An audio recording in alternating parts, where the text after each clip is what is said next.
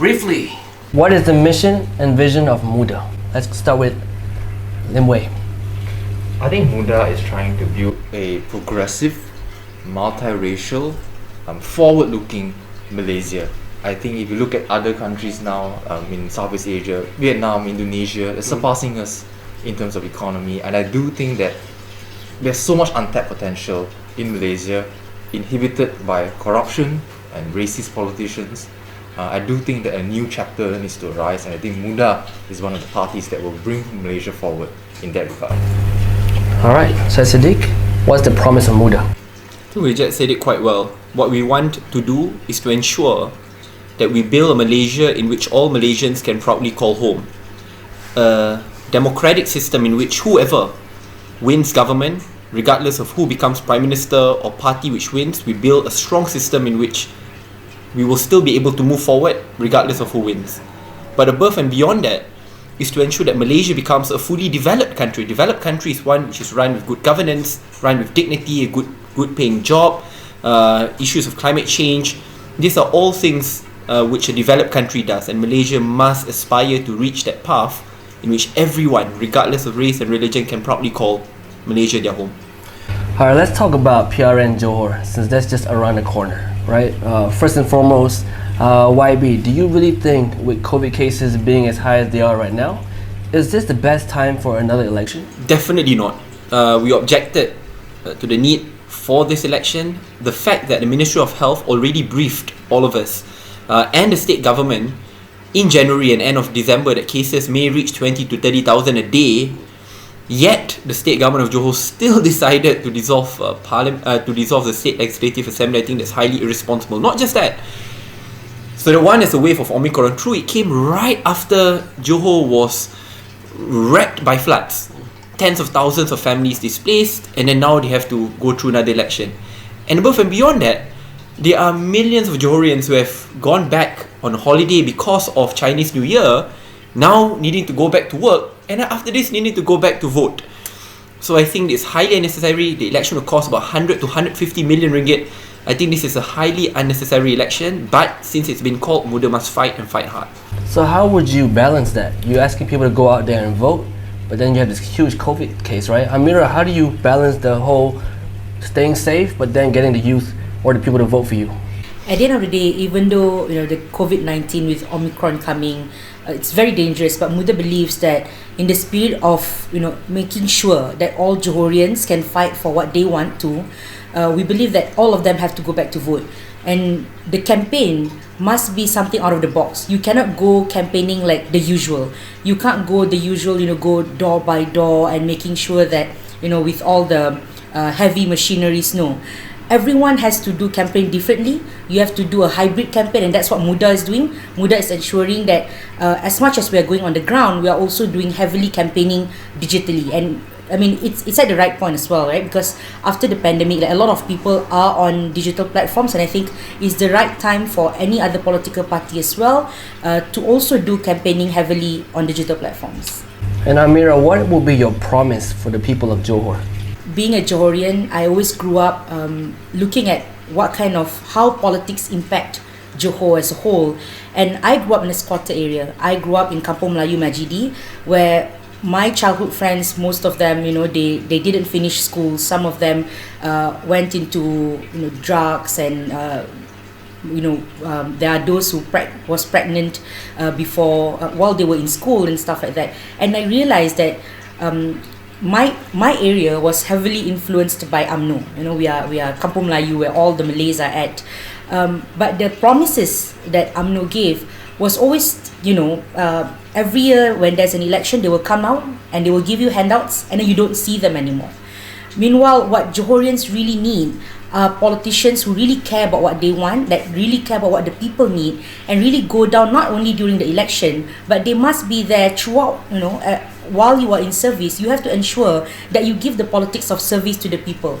And this is what Muda wants to promise, that we promise that if we are elected, we will ensure that we give politics of service, politics of policy, and we will ensure that we will bring the politics of value, which is no more cash is king, no more politics of just ensuring that about power struggles and money struggles.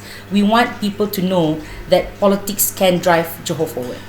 But how do you transition the mindset of general Malaysians who has been receiving handouts for the past decades to suddenly think beyond handouts? What's your strategy? So this is where I think Muda must not just practice the politics of pandering, but the politics of changing hearts and minds. It's never easy, but that transition must be done. It is a job of Muda members, not just leaders, but all our members to go on the ground to show how public policy reforms affect their lives. For an example, issues of climate change, if not tackled well, are the ones which cause the floods. And we need to explain that the failure to act now will lead to economic losses in the billions every year. The recent floods cost more than 6 billion ringgit worth of losses, while in reality, just spending about 250 million a year could prevent those floods by building more flood walls, etc.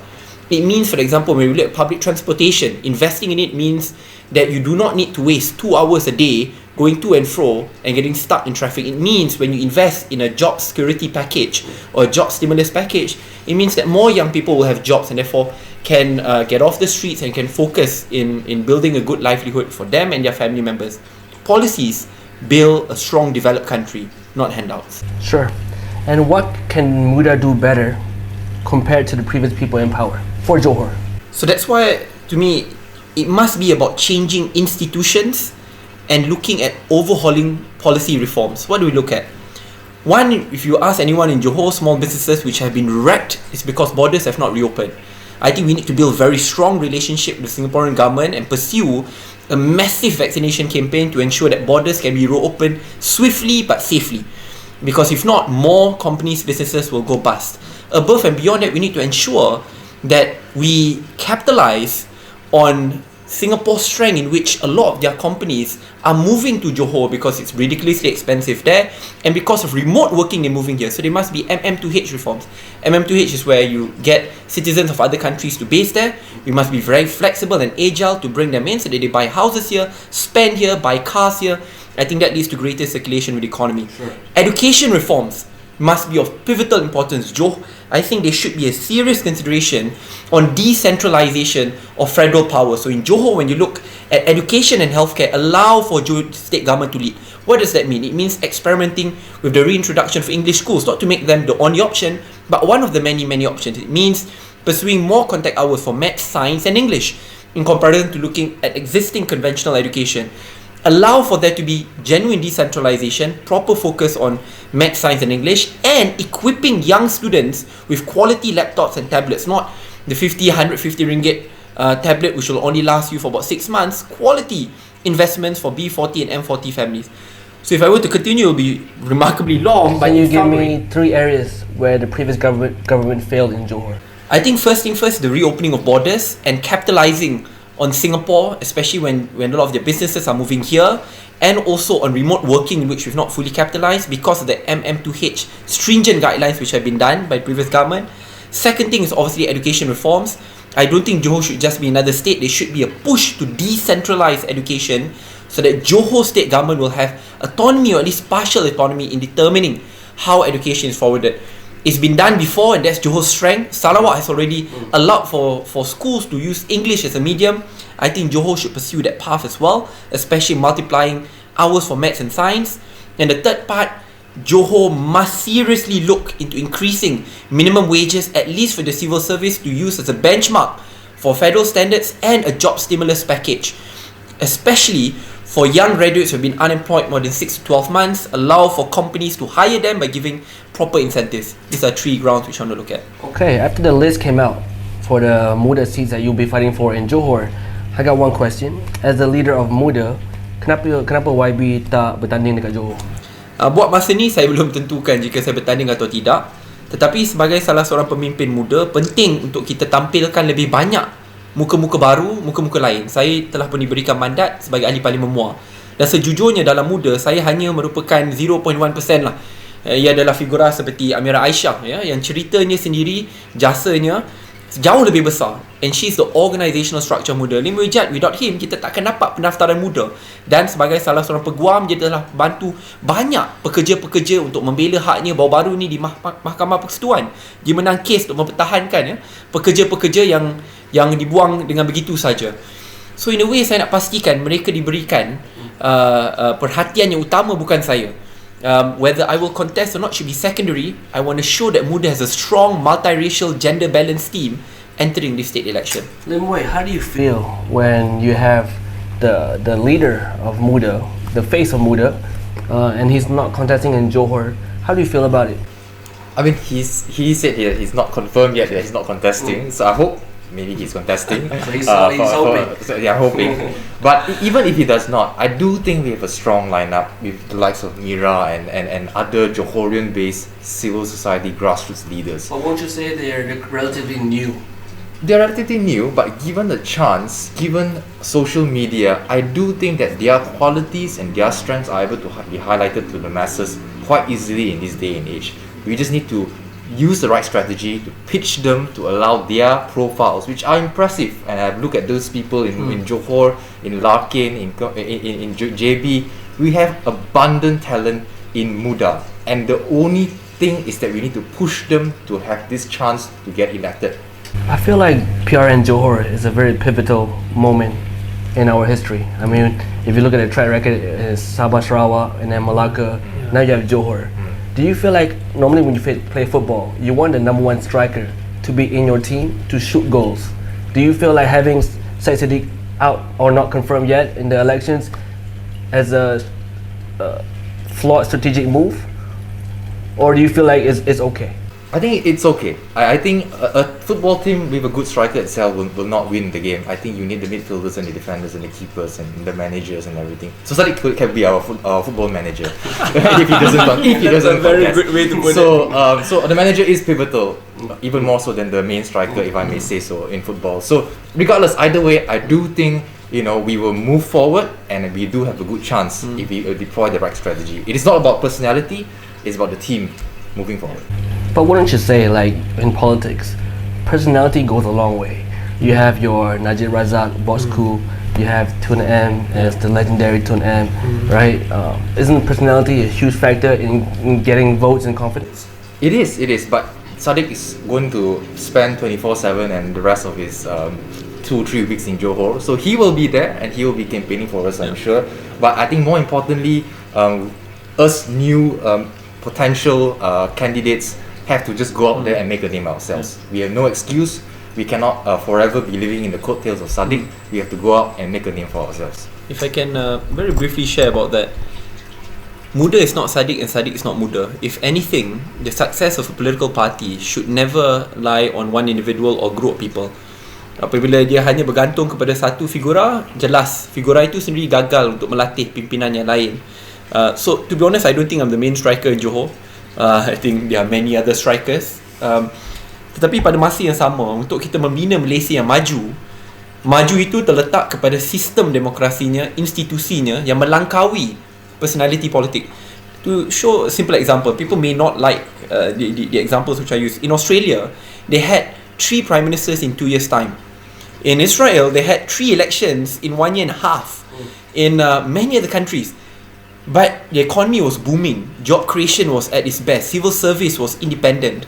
I think Malaysia should aspire to build a democratic system and strong institutions in which could outlive any personality. Bila kita buat perkara itu, barulah Malaysia jadi negara maju dan kita melangkaui politik personality Tun M dengan Najib dengan Datuk Isra Anwar dengan Tan Sri Muhyiddin. It never ends. If actually we need to move beyond all of them. Beyond personalities. Yes. Okay, true or false? Some of the seats in Johor has been given to you by DAP and Amana. True, you're asking me true? Yeah.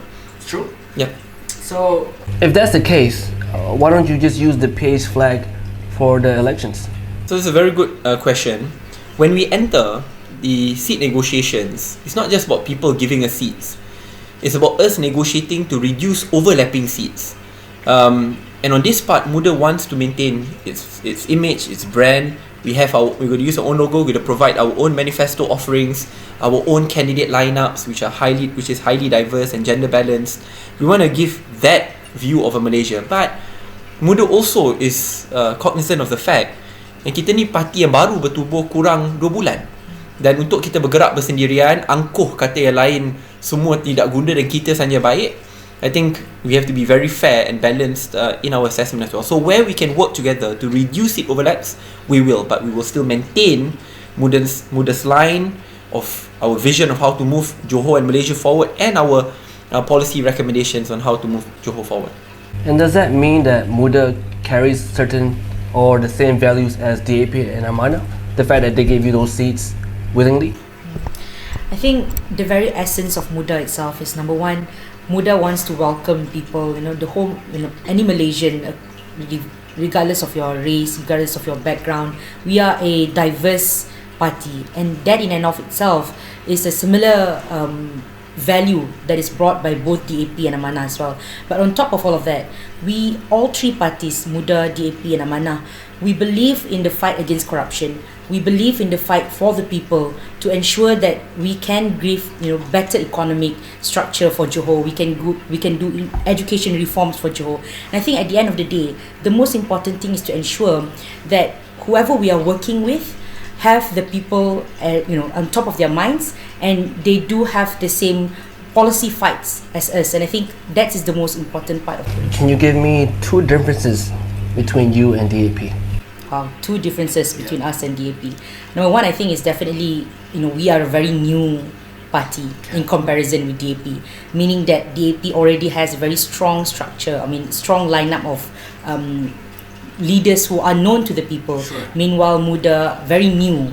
Right? Is that a strength for you in Johor, or would that be seen as a weakness? I think it can be both. It can be both a strength, and also it can be something that is complementary for DAP. It's good to have the old individuals, the old personalities from DAP, and at the same time have the new faces from Muda to show that the strength of regardless of whether your age or regardless of whether your experience in politics, what's important is what you are fighting for. And I think we are complementary with one another. So I think that's number one in terms of the difference between Muda and DAP.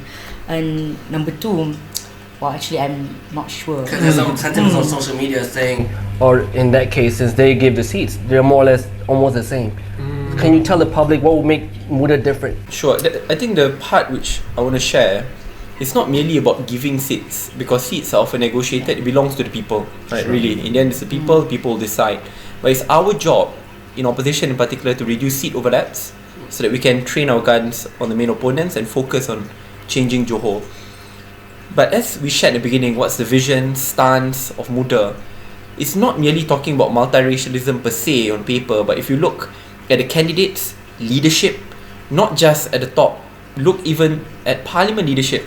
Just yesterday when we were in Kulai, when we were looking at the parliament leadership of Kulai, Muda Johor, it was very interesting. It was a lot of women. It was really Indian, Chinese, Malays all together. Sure. So from top to bottom.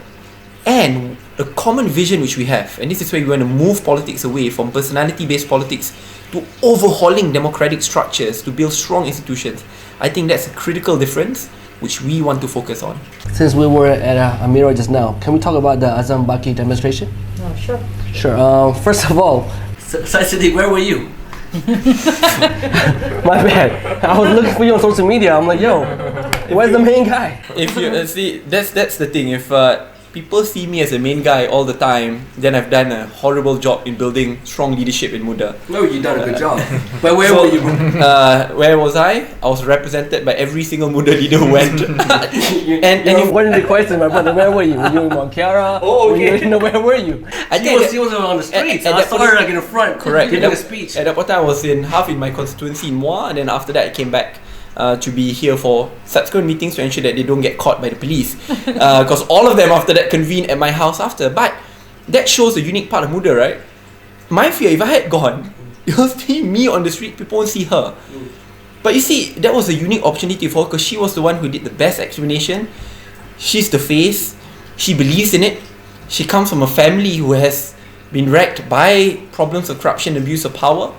So really it's about pushing forward a lot more young leaders so that Muda moves away from a personality-driven politics. That's interesting. I mean, since we're at a pivotal moment in our history, Syed Saddiq has been known to be so vocal But in this so far in this table talk, you've not been putting yourself out there in Johor, PRN Johor. AZAM BAKI, I didn't see you. There must be a reason, YB. Is there some underlying reason that you choosing to play a backseat role so early in your political career? Because I've had the privilege of working with people who I know are much better than me. The only difference is I've been given a chance, and Amira, Wei Jiet, many others have not. I've been given a chance when no one else wanted to give others a chance, and when I'm in a position of privilege, being able to become an MP at a very young age, serving in the ministry at a very young age, it is my duty to help many others who I know are way better than me to be in the front lines. And that's where you see now they are the ones who are in the front lines. When Muda did our crowdfunding campaign for floods, where we raised now almost 3.7 million, it was all them. Really, if you look at it, I'm really just a cheerleader. It's Amira ordering me around. Saddiq, go here. Do this. I call him our mockingbird at that point in time. Yeah, Mockingjay. Yeah, more like mocking me all the time. Do this. Hunger Games reference. But it's really them. They were the organizational structure. They motivated. They recruited more than 11,000 volunteers. So I think what Malaysia needs is to see many other young leaders than just seeing one or two in respective parties, because that's how you move a country forward. Sure. Lim Wei, do you feel the level of anger and protest for AZAM BAKI is a lot bigger compared to the birthday rallies and all the hype that allowed PH to win and take over? I don't think it's more, but I think it's the same narrative and the feeling of people that something is seriously wrong with Malaysia, and the powers that be are not doing anything about it. That's why people go to the streets. For Bersih, it was electoral unfairness and cheating that has been going on. For AZAM BAKI, it is about plain corruption and abuse of power on the very top echelons of our enforcement agency, and he's still there, he's still not stepping down.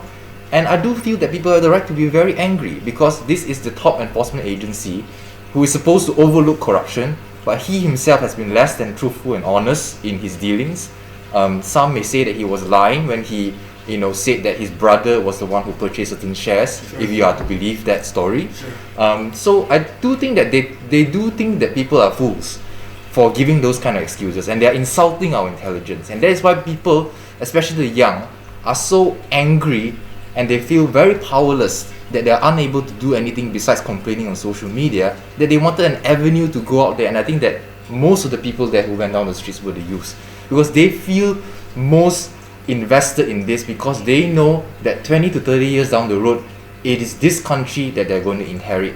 And if this country is going to be plagued by corruption and abuse of power unchecked because of an enforcement agency that is not seen as independent, then we are screwed. And that's why they are willing to go out there, even amidst police intimidation and threats. And I do think that's the power of the youth. And I do think that if we bring this momentum to Johor, this wave of dissatisfaction towards current economic policies, this wave of dissatisfaction towards how UMNO is using this, playing games when it comes to the people's mandate, or dissolving state legislative assembly when there's no rhyme or reason to do that, I do think we can achieve something in Johor. But do you feel there is a momentum though? We have to build it. Or do you feel honestly it has been muted? It has been, well, it could be much better, let's put it that way. Correct. I do think that we have a lot of work to do in the next 2 to 3 weeks. I think the momentum is still not at its highest, and we just need to continue pushing, using social media, going down to the ground to tell the Johorian people that, look, Johor is the battleground state that is going to stop this domino from continuing to fall. The domino being Malacca and Sarawak. If we do not stop UMNO at this juncture, then likely there could be further elections in other states because they feel confident of winning them, or a general election soon, which will be disastrous to Malaysia. So I do think that Johor, being the progressive, multiracial, technologically advanced state compared to others, is the state that is going to stop, if any. Could one of the factors be that the people are just tired? Could be. The fact that like I study social media. When I look at the AZAM BAKI protest, I was like, oh wow, here we go, this is another birthday. But after some time, I felt like, wow, it was so short-lived is muted, and the anger, if there's a volume, if 10 is birthday, I felt like the AZAM BAKI was a 4. Would you agree? I would agree to only because we are living in times of a pandemic. I do think we have certain limitations when it comes to physical protests, and that is why it has been perceived to be muted. But I do think that, in terms so far as political apathy is concerned, when I go down to the ground in Johor, I do feel that a lot of people have lost certain hope in politics after the Sheraton move. They feel that, what is the point of me voting when one elected representative can hop to the other party? And that is the reason why I was motivated to join Muda and to form Muda. Is because I do not want Malaysians, particularly the youth, to feel this illusion and to feel that it is meaningless to participate in the democratic process and to lose hope just like that. And I don't want that to happen, because that will just allow the kleptocrats and the corrupted to remain in power. But so that's the... For example, when the birthday rally happened, there were so many faces that came down Turun Padang and short face for birthday. So many notable figures, right? But in the case of AZAM BAKI, give me 10 names. Can you give me 10 names that showed up? Well, Amira Aisya herself is more than 10 people. I'm looking at the momentum. We're talking about momentum, right? But actually, if I may, Sure. I think because Bersih was 1, 2, 3, 4, and 5, right? And the names for Bersih as well, their names were established from, in the first run of Bersih, people don't really know Maria Chin. People don't really know Ambiga. The same way as TANGKAP AZAM BAKI, there are actually a lot of youth activists there. For example, other than myself, you have the likes of Adam Adli, you have Dr. Nura Ashikin, you have Dr. Tanusha, yes, you have Abu Hafiz from Pejuang, you have Hasbi, you have Sheikh Omar, you have Fadli Umar, you have there were so many people actually. Even before the TANGKAP AZAM BAKI rally itself, the night before, we had a youth activist gathering on TANGKAP AZAM BAKI before the rally. It's like a small ceramah of a sort. And during that ceramah itself, there were like more than 15 of us over there. Howard Lee was there, the likes of Dr. Teo Lee Ken. Dr. Teo Lee Ken was also there. And that night itself, we were, stopped by police and they were taking our IC and all that. So there were a lot of youth activists who are very well known in the activism circle, but they might not be as well known to the general public yet.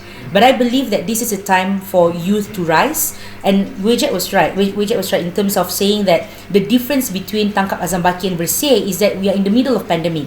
If you're asking me right now, we want to go down on the road more often. We want to go down on the street, especially after Lalita is now being questioned by the police, being compounded. They wanted to saman 10 juta ringgit. AZAM BAKI wanted to saman her for 10 million ringgit. And I think all these things really fuel our anger. But at the same time, with the rise of Omicron, we also have to think of the well-being of not just us, but most of us are going back home to elderly parents. We have young kids at our homes, and I think those are the kind of things that we are also thinking about. And these names, if not now known, I'm sure that in 5 years time, in 10 years time, they will be as notably known as Maria Chin, Siva, and all those other leaders. If I may add, so Ambiga was one of the figures, the old that you mentioned, and she happens to be my boss. Okay, when I asked her, why don't you turun padang and participate in these rallies, she said to me, and I'm paraphrasing it, that a good leader knows when to stand up and fight, but a great leader knows when to step down and to allow the next generation to take over and lead. And I do think that people like Ambiga and other leaders know that they have to give way to the young, and they cannot be there hogging the limelight forever. And the same can be said in politics and many other areas in life, where people know when to step down. I feel like it's a theme. It's like a common theme in this table talk where people are choosing to take a back seat. Would you agree to this? Yeah, Saddiq is not taking a back seat because he's resigning or retiring from politics. People are saying let's give way for new faces. And it's a good thing. But is it the right time though? Like, won't you feel like this being a pivotal moment in our history? Is it the right time to sort of give way for new faces, or would you rather have more unity? It is always the right time, I think. it's not to say that people like Amira or Saddiq will not support. They will continue to be cheerleading at the background, but to put new faces to be on the front lines and giving them an opportunity to build their own, to chart their own destiny and career and limelight in public, that I feel is most important. And you will never have the right time. It's always the right time to push forward for new blood and new faces. That's my opinion. YB. Would it be a fair assessment to say that the so-called Great Alliance has been broken apart? Great Alliance or opposition coalition. Yes. Yeah. So Let's say before PH took over, yeah, the volume for Unity is a 10. correct. What will be the volume now? Definitely muted. I don't even know the volume because they've moved to a different record. So is it fair to say that the Great Alliance has been broken up? Yeah, true, but many alliances have been broken up as well. If you look for the past 2 years, and this is why whenever people ask, so who will Muda work with? Will Muda work with DAP? Will Muda work with this? It's very hard for us to give a certain answer. Because if you look for the past 2 years, it came at a time where UMNO and PAS were best friends and now they're mortal enemies. Last year, UMNO and Bersatu were best friends and now they're mortal enemies.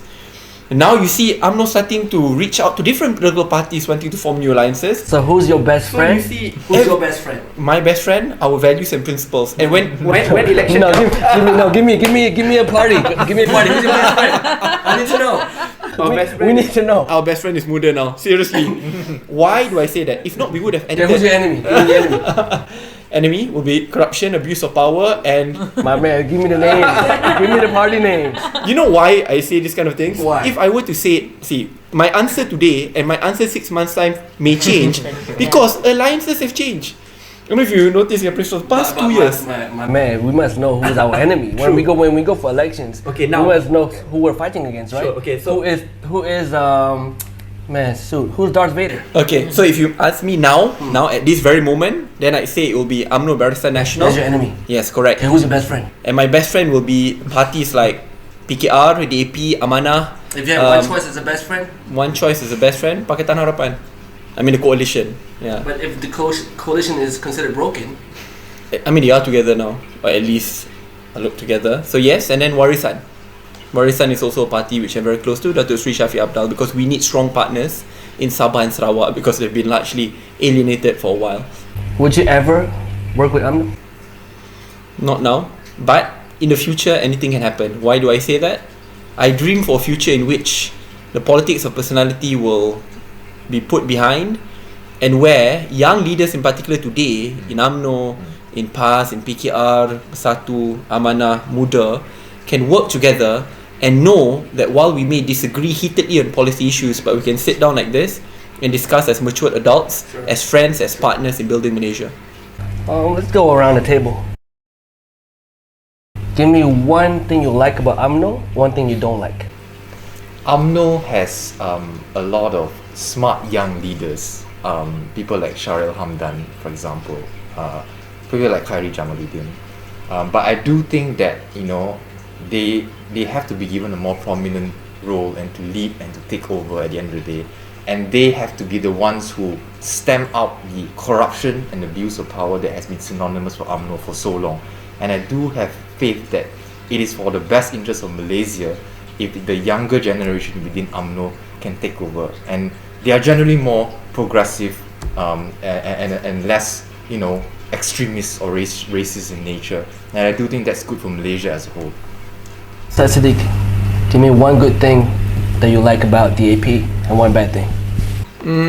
Good thing he didn't answer the bad thing. See, that's how good. That's the kind of you free ah. Yes. Oh, okay. See? One good thing you like, one thing you don't like. One thing I don't like. Oh, easy. Abuse of power and corruption Okay. and extremist policies. I could go on and on. But No, but it's good that he only focused on the good part. Aiyo. I'm glad you caught it.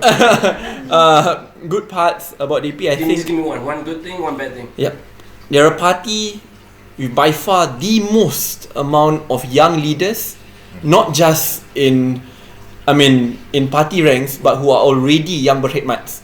You have the likes of Yobiins, Hanayo, Sheikh Omar, Rara, and these are not just party leaders, they are already elected members. By far among any other party, they are the most. And this is a good feature.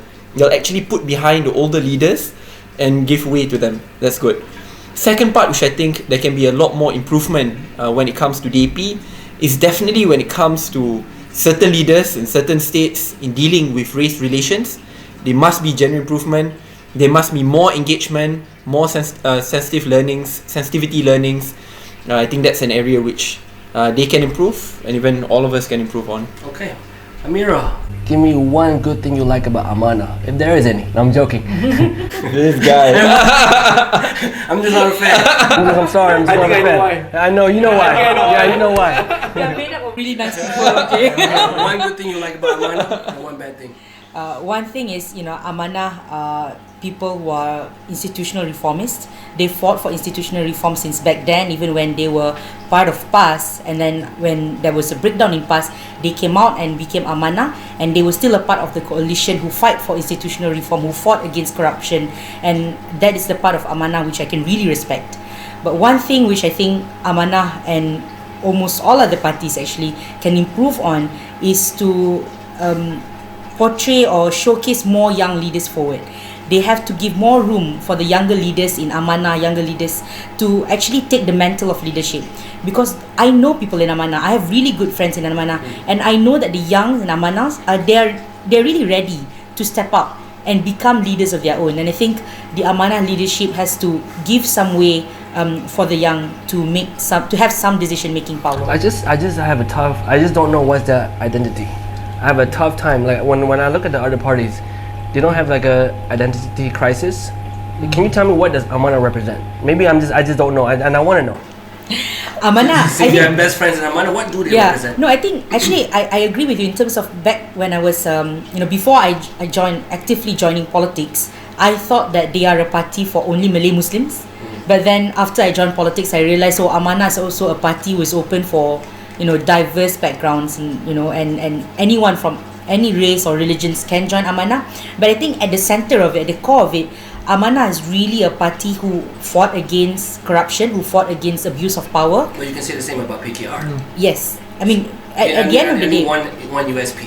Yeah, I think at the end of the day, the things that Amanah, PKR, DAP, and Muda, all of us are fighting for essentially the same thing, right? And it's just that the difference was that from the way that each party is formed, maybe perhaps give it a sense of like a little bit of difference in terms of allegiance of the people and all those kind It's of always the word rahmatan lil alamin, moderate Islam, compassionate Islam. I think that's where Amanah is trying to work against what PAS has built. But that's their own identity, and I'm not here to answer on behalf of them. Maybe we should try interviewing the former Minister of Religious Affairs. Maybe I should. One day I might bring him in. Before we go back into politics, I want to get a bit personal.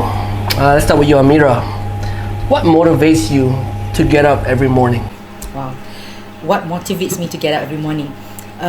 Like I mentioned before, I don't come from a well-off family. My family background, I was raised in a squatter area. My mother is a single mother who raised 4 children. I spent most of my childhood working. I sold food at my school in order for me to get extra income to assist my mother as well. And I think growing up, I've always believed that in order for you to improve the livelihood of the people, number one is you need to reform education. Because I realized that while I was growing up, my friends who dropped out of the school, they just went spiraling down the poverty cycle. You can never improve the livelihood. So I always believed in fighting for better education and better social economy of the people. So being in politics is really a challenging thing, something that I never thought that I'll go into. But at the end of the day, no matter how tired I am, I always wake up believing that or trying my best to give a better chance or to give a better lives for people like me. And I want to ensure that those who came from the B40 family, those who did not came from a well-off family, they have a chance to break the circle of poverty. And I want to be able to provide that platform for them. So every day when I wake up, I convince myself that I want to fight for these people and I want to give hope back to the people. Lim Wei, personal question. You played a huge role in getting Muda registered. What does Muda mean to you, and why does it mean so much to you? Muda means a lot to me because I think that it is one of the only political parties out there that is seriously able to stem the disillusionment and political apathy that is happening. After Sheraton, a lot of people were less than interested with many established parties out there. I do think we need a new avenue to reinvigorate and give people hope. And I feel that if we don't form Muda and do something about it and let status quo remain, people will just give up and lose hope and not try to make Malaysia a better place anymore. And I don't want that to happen. I don't want that to be a legacy that I leave to my baby daughter or to the next generation out there. That is why Muda is personal to me in that respect. Syed Saddiq, you've been through a lot. Like one of the ways I found out about you was when I think you were meant to, this is way before PH, right? You were meant to fly to a talk. Oh yes. Where you were Siapa. prevented to TEDx, TEDx, right? Correct, yeah. Right? So you've been through a lot. You've seen many things in your political career. How do you deal emotionally? I mean, I'm sure sometimes things get to you. There's no way, I have an armor, but there's sometimes it hits me, right? Yeah. Have there been moments in your personal life where you felt like, oh, this is too much. I feel like this is too much. And how did you deal with it? There have been too many occasions where I thought of quitting. I'm a human being. Oh, for real? You felt like quitting? Many times, even before elections, when they went after my mum, my dad. My mum is a civil servant, a teacher, and she was threatened, obviously because her son was very active in politics. There were some very personal threats upon my father and my brother, which could potentially break my family. So that was one breaking point. There was another. When you say threats, we're talking about like life threats? Very personal threats in which could break up my mum and my dad. It's very personal threats. I'll leave it at that. And this was in end of 2017. And it came at a time when I was just about to fly off to Oxford University with a scholarship. And then that's why I had to make the difficult decision to take a step back and really focus on nation building and politics. However, going through all of this, I think it has made me who I am today. I think now I'm more composed in how I deal with it, less emotional. And it's really about just waking up every day and trying to sleep and move forward the other day. It's not easy, but you keep on trying, and you know that as long as the heart is in the right place, all will go well. I mean, you imagine during Sheraton, Tun Dr. Mahathir is going this way, Tan Sri Muhyiddin is going this way, and Tan Sri Muhyiddin was the one who actually brought me into politics. And I instantly had to make a call. I know I'll lose my ministerial position. I know they'll come after me and my family. But the other call is that if I had picked that luxurious path, I know for a fact I cannot sleep at night. Why? My parents will be like, what is this? Amira Aisya, mind you, I think she will immediately cut off ties with me. I think I lose my whole office, except for like some politically appointed people who I know they will not leave, but I will lose almost everyone else. So I think in the end, the question is always finding that purpose, why I joined, and to remind myself, and then just keep on moving forward, attempting to reach that purpose. And even if I fail, it's okay. There will be many others who will pick up that baton and move forward for Malaysia. Speaking of money, right? I think everyone knows that every political party needs a lot of funding. A lot of funding, right? And this is one of the questions that people ask on my social media. Is who is funding Muda? Right? I can be very frank about this, and people never believe it, but we can show it, and we have There was a photo displayed leaked, it. and there was a photo that was leaked. Correct. Correct me if I'm wrong. It wasn't leaked, it was posted. It was quite posted. publicly. Was it your birthday or something? Yeah, it was a dinner with a and catch all up. these tycoons, kids were there, Yeah. and everyone assumed. And then Danny was there. Quite a number who were Yeah, not tycoon, right, but right. Saddiq has a lot of friends. A lot of rich friends. All the photos, all my friends, no problem. That one. Syed Saddiq has a lot of rich friends. Yeah, but I understand that part. And that's why I think for Muda we must be different. Who you want to be friends, sure, but you can never ever sell your soul to tycoons to the point that you cannot formulate good public policy. So how does Muda create a fail-safe model or to foolproof this? One is we limit donations. So for example, if a tycoon wants to give 1 million, 5 million, 10 million, they cannot. There's a limit per donation. They cannot. So, and there have been a number of people who not for Johor, for example, I meet up, and then when they heard, oh, you're only asking for this, we always ask for in-kind, or you cover for printing of flags, you cover for deposits, etc. And then they get offended, right? Because it's like, wow, for other parties we're giving huge amounts of money, but we cap. Why do we do that?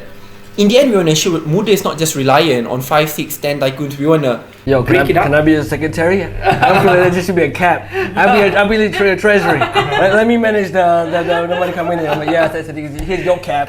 Right. We need to fill up the tank. But you know But it. in other parties, you know, Yeah. I think the treasurer position is such a Who's the treasurer, by the way? Tamizi. Okay. But really, Who was from being a past- treasurer in Muda is the worst thing ever because you have very small funds to Yeah. manage and a lot of Yeah. activities going on. And also the second policy which we put in is that once you contribute, you will immediately get a receipt. It comes in the form of a letter, which is signed. This is the amount, and there's a clear disclaimer at the bottom. Your donation will not link to any future contracts. So that's to make it supremely clear, with a cap on how much you can donate. So kita hadkan jumlah mereka boleh sumbangkan, so that in the end we're not just right. The second part, actually, the majority of our donation, and this is on record, we've publicized it, is from crowdfunding. For example, when people say, oh, alah, Muda ni raised 3.7 million, I'm pretty sure actually 3 million is from all the tycoons. But we open our books, right? I mean, we've done a good governance review. At the same time, we publicize the details. We have more than 60,000 donors with an average contribution of about 48 ringgit. On top of that, a lot of people contribute in kind. For example, recently, I even took a photo, publicized it. I got almost 400 tablets. And that was amazing from Tan Sri Kamilullah from ECM Libra, right? So that's the example, and we can be very transparent about it. I prefer for them to give in kind, because then they know that I can't swindle. They also know that there will be a list of recipients who they get who I can report to. So that's the middle ground: crowdfunding, limiting donations, and giving receipts. Just to say it quickly. Sure. Who's your PM? Who's your PM now, or like? Syed Saddiq. Oh wow. Who's your PM? I say now, Nuriza. Who's your PM? Nurliza. Wow. Okay. Sorry, Saddiq. So I'm the only one out. Sorry, Saddiq. We're very realistic. We're very realistic people. Do you feel this is the right time for her to be PM? Again, there's no right time in politics. But the reason why I named Nuriza is I just think we need something new. It doesn't only have to be her. There are many others, right? There's Nuriza, there's Dr. Zul. People say Dr. Zul, but he's actually a very kind, compassionate man. There's people like Datuk Sri Shafi. We may need a leader from Sabah for the very first time to become maybe the lead. There are many other leaders, but I think we need something new. Do you feel that the Sri Anwar Ibrahim time has gone? Is that why you mentioned Nuriza? Remember at the beginning we all said that it's time for us to move beyond personality politics. Sure. To be honest, it cannot just be Nuriza alone. Who is her team in which the public want to see? Similarly, if you look at UMNO, if you just look at one leader, I think it's a great disservice to the country. But who's the team in which UMNO will bring? Will it be the likes of the Tajuddin Rahmans of the world? Even in opposition, who are the leaders you want to bring? Right? Because they also have some problematic people as well.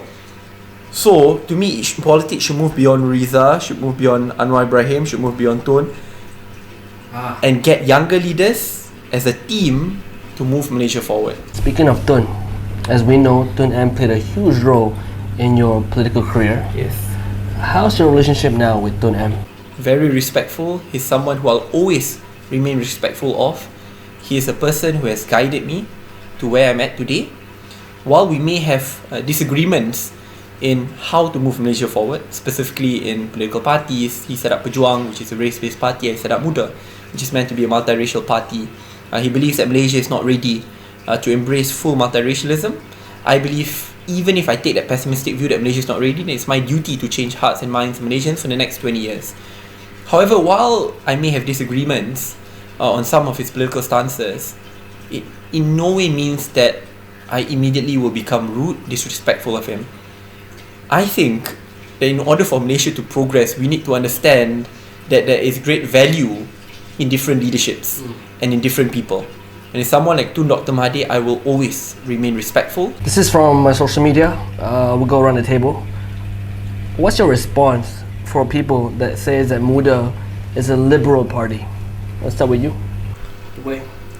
Well, if liberal means respecting differences in race and religion and being inclusive to all, then you want to use that label, so be it. Very good, concise answer. YB? Oh, same question. Almost the same thing you say. I think people misunderstand that word to begin with. How would you counter? Muda is a party which respects the rule of law, respect Malaysia's constitution. You don't see us going out saying we're going to ban Mara, Felda, Felkra, Tabung Haji. In reality, we want to empower it so that it could genuinely help those who are underprivileged. Saya nak marah, kakak pun nak marah, ibu pun nak marah, satu keluarga nak marah. So nak kata kita nak tiba-tiba tikam keluarga marah ni tidak masuk akal. Tetapi kita marah jika ada salah laku, duit diguna pakai untuk bail out companies, untuk beri duit-duit kepada golongan-golongan mahakaya, tetapi akhirnya anak-anak yang patut dapat beasiswa tidak dapat. So Muda stands as a party which respects the rule of law and constitution, which embraces diversity, not merely tolerates it. Nice. How would you counter people that say that Muda is a liberal party? These are all, the Malays would say, they're not religious, they're liberal, they free thinkers. What would be your response? Yeah, I think the unique thing about Muda is that, like everyone's saying, is that we have very diverse people on our platform. I remember when Rundingan Muda Malaysia was held, it was on 31st August 2020. That was the first time where we wanted to discuss whether there's a need to form a new party. And at that point of time, the list of names was supposed to be private, but it was leaked out. And you have the likes of, we were attacked from both sides.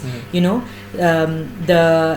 liberals are saying that we are extremists because we have people like P.U. Rahmat in the Rundingan Muda Malaysia, who is obviously seorang agamawan, seorang ustaz.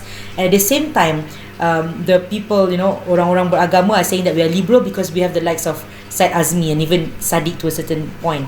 But the reason why Muda is unique is because regardless of different backgrounds that we are from, that we aspire for one thing, which is we are not fighting for which race should be at the top or which religion is the best in Malaysia or all those kind of things. What we are fighting for is better education reform. We are fighting for better economic structure. We are fighting for the bread and butter issue for the people, and that's what makes Muda unique. At the same time, I think it's time for people as a whole to embrace the fact. I think it's not just time lah, dah lama dah sepatutnya we should embrace the fact that in Malaysia we have people who are from multiple backgrounds, right? And it's time for us to accept that as our strength and not as our weakness. And I think that's what Muda is trying to push for. Around the table, quickly, Amira, are you pro-LGBT?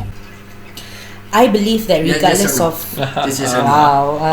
it's quite tough to answer yes and no. I think because me, very simply put, when people ask me that, follow the constitution, follow the rule of law, follow the former religious minister, not your good friend YB Mujahid, but Dr. Zul. What Dr. Zul does remarkably well is to preach Islam in moderation and compassion, meeting up with transgender community, making sure that their welfare is taken care of, they have quality jobs. I think that's the middle path which we should take. We're not the United States, we pick that middle path in accordance to the rule of law. PS5 or Xbox? PS5. Pizza or nasi lemak? Selamat. Movies or books? movies. Anwar or Tunem? Neither. You have to pick one. Anwar, Tunem, hurry. Anwar, if I have to. Yo, come my friend. You should ask him that. Are you ready? You can't repeat, okay? You can't repeat. Najib or Zaid Hamidi? What? Najib. KJ or Nurul Izzah? Nurul Izzah. Oh, I have the easy one. DAP or Amana? DAP. Are COVID-19 numbers real? Yes or no? Yes. I mean, I'm not in government, but presume yes. That was a trick question. That's it, guys.